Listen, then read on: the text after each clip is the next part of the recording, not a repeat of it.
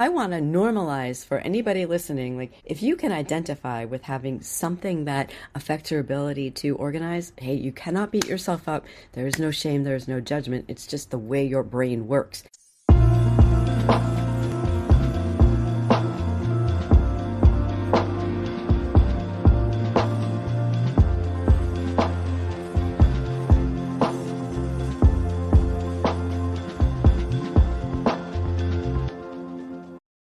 Well, hello and welcome back to the Amanda Kaufman Show. And I am delighted to welcome Gayle Gruenberg, who is the Chief Executive Officer of Let's Get Organized, based in Northern New Jersey. She's a certified professional organizer in chronic disorganization, a certified virtual organizing professional, and an organizer coach. She's also the author of Get the Big O Organized and Let's Get Organized workbook series. And in her free time, Gayle enjoys attending events at her cabad, relaxing with a novel, swing dancing, and spending time with her adult children. Gayle, welcome to the show. Thank you so much for having me. I am so excited to be here with you.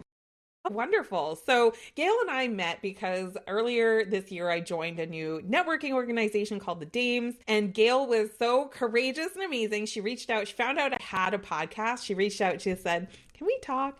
And when I found out what she did, I was like, absolutely. I couldn't wait. So again, Gayle, welcome to the show. Yeah. So Gayle, talk to me a little bit about how you got into being the queen of organization. Like, what is it about this that caused you to build a whole business around it, to build books around it, the whole thing? Catch me up. Okay, well, there's a long story, a short story, and a medium story, but in essence, it started out because I did not enjoy, all right, I'll be just totally honest, I hated being a CPA, a certified public accountant. Yes. It was like soul sucking and just like forgive me for being graphic, but I would rather have cut my wrists than stayed in that profession. That is a sign, ladies and gentlemen. And you know Yes. what? Like, I think a lot of our listeners are in that situation where they picked a pathway and they're like, it's no longer aligned. Like, it felt like achievement, but it's no longer aligned. And that's part of what's causing them to look at entrepreneurship and to build a business around their expertise. I love it. So good for you for making that leap. Now, I've got to ask you, like, what did it take for you to transition from being a CPA to being an expert that gets hired by other people for something completely different, you know, the organization? What'd that take? In order to get to the level of expertise where I am now, well, I've been an organizer. This is my now 22nd year. Stop it. It's amazing that the time has gone like that. Crazy. And what I've done is I have tried to equip myself with as much knowledge and experience as possible. So I went the route of NAPO, which is now the National Association of Productivity and Organizing Professionals. Used to be national. I didn't even know about this. OM to the G. Okay, so there's a national organization. All right. There is. So cool. And we have I don't want to say a subset, but kind of like we have a specialty group, which is called the Institute for Challenging Disorganization. Interesting. So I could go on ad infinitum about the ICD. So I've taken as much education as I can, teleclasses and reading and conferences, and my clients have taught me so much. The body of knowledge has built organically over time, as well as the actual physical education, because the CPOCD credential is like getting a master's degree in chronic disorganization. Wow. It takes about 2 years, and it's a serious track of education. It really does sound like it. And, you know, mad respect. Like, I think that that's amazing. And I'm just so curious, like, is this coming because you were always the tidy child, you know, and you always had like your pencil sharpened to the same length and like you just like, that's been your, your normal? Or were you a hot mess express that like solved it and then wanted to solve it for other people? Like what, or was it some other impetus? Because like, you're clearly a brilliant person. You got a CPA, like that's no slouch, you know, to then turn around and go so deeply immersed in this subject. Like where'd that come from? Boy, lots and lots of answers here. Okay, so as a small child, yes, I was a train wreck. You were a train wreck. Okay. Complete train wreck. I remember the top of my dresser, I would build it up and then things would fall and I'd have to clean it up. And somehow, some way along the line, and I think it probably was somewhere around second grade when my teacher dumped out my desk. And it was so shameful. And I think that might have been it. That was probably the year because ironically, I also had strep. I had a strep infection that year. Mm-hmm. And there is something of a correlation between strep and OCD. Really? Which I've picked that up along the line. So I think those two very traumatic events kind of pushed me toward being a much more organized person, as well as I might have a bit of a genetic component because my parents and my grandparents, my dad is an architect, so everything was all nicely planned, and my mom, as the product of my grandparents, was very linear, and my grandmother was called the mothball kid because she had everything like so nicely lined up and labeled. Well, I can't fight my nature. That's so funny. That's really interesting. I love it. So talk to me a little bit about the kinds of people that you work with. So who do you find needs you the most? I have the best freaking clients in the world. I love hearing that. Like, that's what I'm always preaching, to people is like, you want dream clients, entrepreneurship is hard enough as it is. You don't want to work with jerks. You don't want to work with people that you find like are deflating to your soul. So what is it that these amazing clients have in common that they end up coming to you? Well, my specialty is in chronic disorganization, which is a rather large umbrella encompassing many possible brain-based challenges like ADHD, OCD, depression, anxiety, traumatic brain injury. Clients that just, the way their brains work is different from what people will say is normal. Mm-hmm. And we want to say neurotypical, but we know that there really is no such thing because normal is the setting on a washing machine. I love that. Yes, that's so true. So often like neurodivergent, or they've experienced some sort of a trauma that causes them to process and think differently. Yes, absolutely. And often it's the prefrontal cortex, which governs our executive functions, that may not be quite so stimulated in people who have executive function challenges. And that's okay. I want to normalize for anybody listening, like if you can identify with having something that affects your ability to organize, hey, you cannot beat yourself up. There is no shame. There is no judgment. It's just the way your brain works. And then it's try to... It's different, right? Yeah. Like I think as somebody who has experienced like quite a bit of non-normalcy in the way that I think about things, like I know what it's like to carry a lot of shame attached to that, but there's so much freedom in accepting like it's just different. It's just different. Like, and also possibly there might even be superpowers that you have access to that normies wouldn't, so like honor it, Amen to that. Because there are things that people like, okay, I'm left brain and very linear thinking, but then right brain and creative people, there is no way in hell I can do what right brain people do because they are just off the charts brilliant. It's so good. It's so good. So they have like this different way of thinking and perceiving of the world. Is there a correlation between neurodivergence or different abled thinking that causes more clutter? Like, is that a connection? Well, yes. I would say sometimes yes, because sequencing and categorizing and my brain is going so fast, so it's not really staying in the track. And many other of the executive functions that contribute to organizing, they're not always as prevalent. Mm-hmm. And it might not be as important to someone who is a more creative thinker, like putting everything in a box and making it all line up and look pretty and all of that is like, why am I going to spend my time doing that when I'm just going to mess it up again anyway? So that's where, the confluence of the two types of person sometimes work really well together.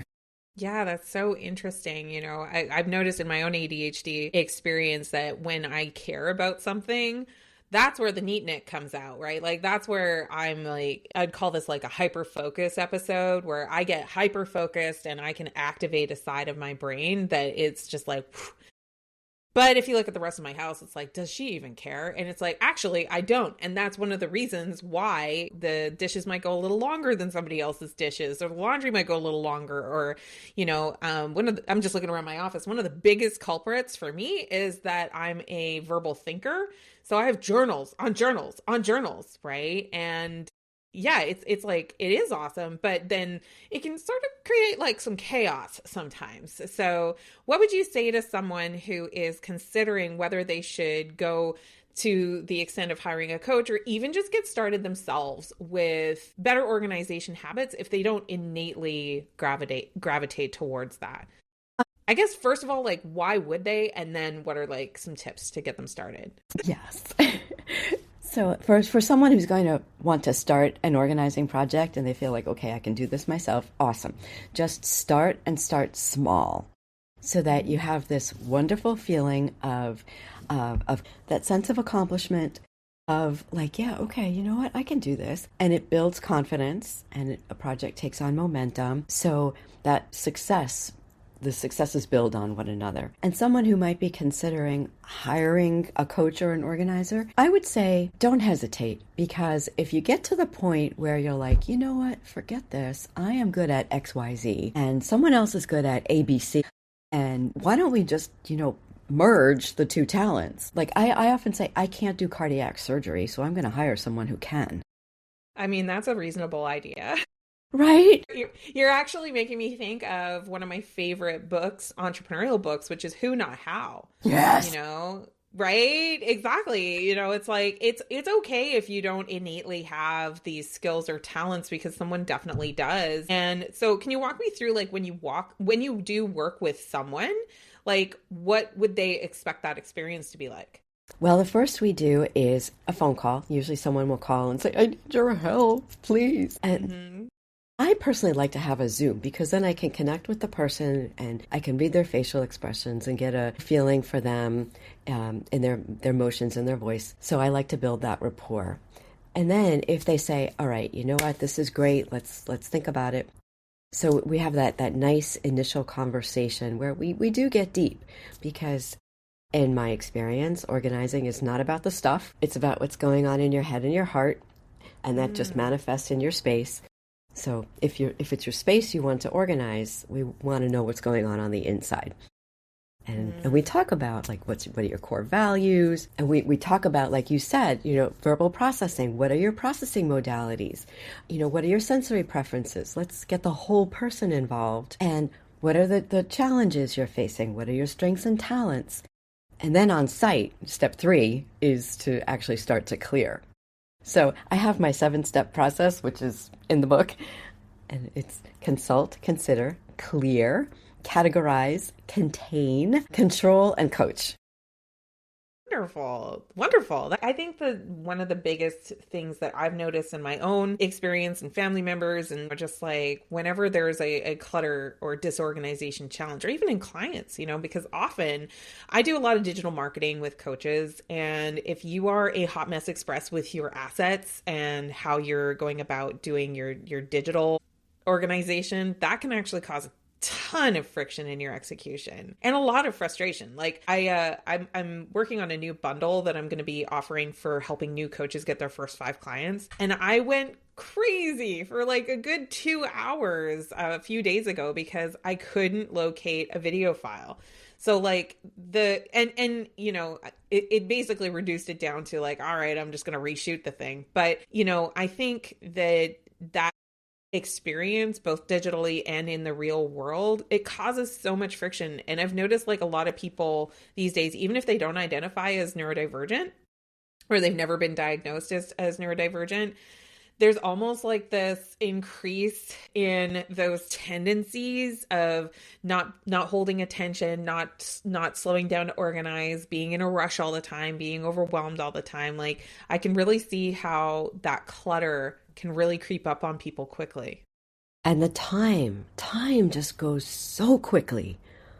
And we're bombarded with so much all the time that it's hard to maintain control. Exactly. So do you find like a lot of the people that you work with are they typically like business owners, or are they often working in corporate, or are they kind of all over the place? Well, my current mix, I have a few people coming in lately who are older adults, seniors in their mid 70s to mid 80s, and they've been either disorganized most of their lives, which is part of the definition of chronic disorganization, or they have these physical challenges that all of a sudden have crept up on them and they just can't maintain things anymore. A couple of ladies with TBIs, traumatic brain injuries, a couple of retirees, like ladies in their mid 60s who are just like, I can't get it together. And now they have the time and the finances to be able to address these challenges. Yeah, yeah. And I mean, that makes a lot of sense that in that season of life, you would want more peace as well. And that would probably contribute a lot. So, a lot of people that listen to this show, they are either starting a business or they're looking to narrow in their focus. And what you've done is an extremely wonderful example of how you can take like a passion or an interest of yours. You can get the professional credentials for it. You know, you do the work and then you can earn that. And there's even associations around this. If somebody is like, oh my gosh, you know, this is the thing that I want to pursue. I want to become an organization expert. What would you say is the best next step for them to take? I would say familiarize yourself with NAPO and ICD and see if either of those resonates with you, because there are definitely education tracks in both. And also think about the kind of person you'd like to work with. That's so good. Yeah, because sometimes people who are chronically disorganized can be challenging. They can be stubborn and really dig in their heels and say, I don't want to change. And then there are those who are like, you know what, I don't care. Just go do it because I'm too busy, and do whatever you want in my space. So there are two schools of thought in my view. Yeah, and that's where the coaching really does come in, of just being able to really listen, have compassion. I love how in your process you start with, what are your values? What are your preferences for processing? You know, all of those things, those are pretty universal no matter what kind of coaching you do. You want to make sure that you're operating from that place, ideally, because, you know, an idea thought is always going to be much more powerful than an idea planted. And I think a common misconception of what it is to be a coach is to be like bossy pants on somebody else's life. And that's like not our role, right? Our role is to facilitate a process that helps them get there faster with greater confidence or avoiding unnecessary cost.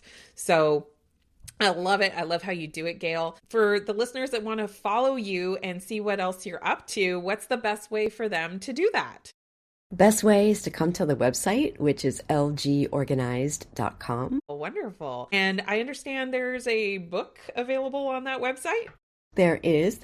You can download at least the first chapter. It's on the website right at the top. You can click the purple button. The book is called Get the Big O. Get the Big O. Get organized. I love it.